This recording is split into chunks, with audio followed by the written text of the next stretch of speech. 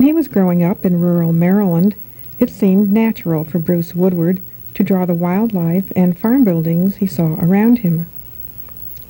Now his paintings of fish and birds are collector's items, and he continues to be inspired by what he sees in the Maryland countryside. Well, I've been drawing since I was, 3 or 4. It's been something I've always done. Mother still has pictures that I did when I was 5 and 6 years old that she saved. I think all mothers are like that. When I was in high school, I really became interested in it because we lived in a farming community, and I seemed to be the only one who brought drawings and pictures in for my homework, which had barns in it, or owls, or other kinds of wildlife, or farm and rural scenery. So it's been something I've been doing since I was really very small.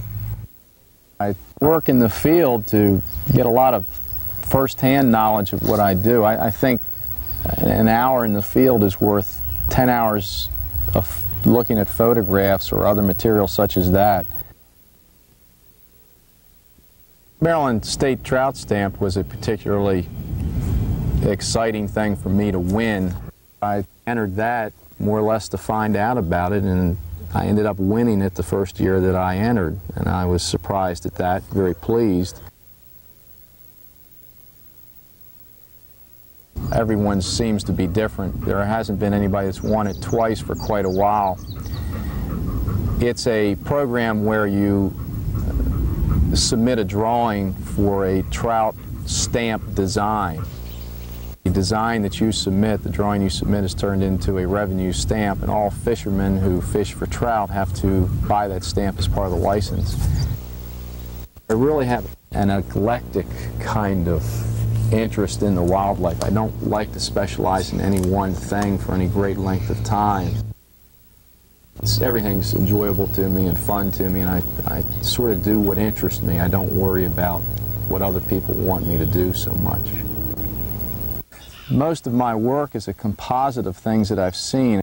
I use tracing paper and juxtapose one drawing over top of another drawing. Just see what works best to create the best possible composition. I put in some man-made elements. I feel that they are as important a part of the landscape as the animal is. A rustic barn or fence, skipjacks that I have a particular fondness for, and the other workboats that ply the bay. I feel that that's all a part of what we have around us. They fit right in a very natural sort of way. Many times I try to imagine what things are like if I can't actually see them or experience them.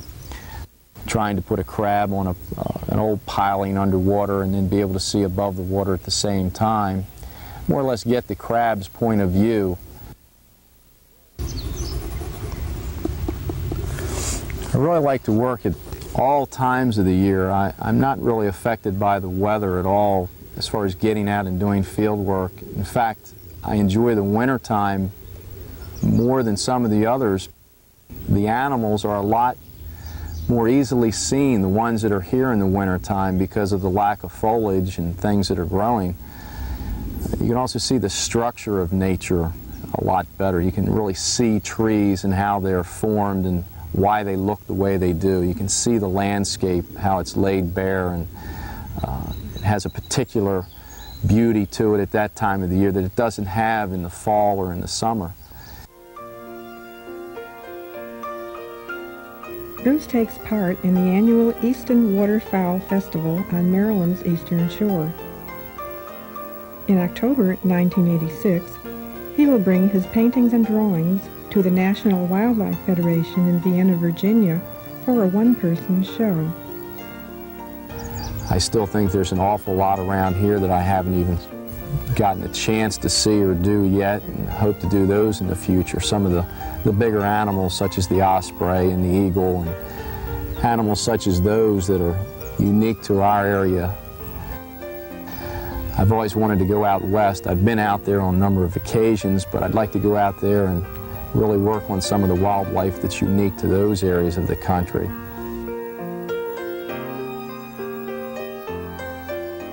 Where I'm going from here is more or less doing the same things, but I'd like to expand into other areas where I'll see more of nature. You gain a better understanding of it.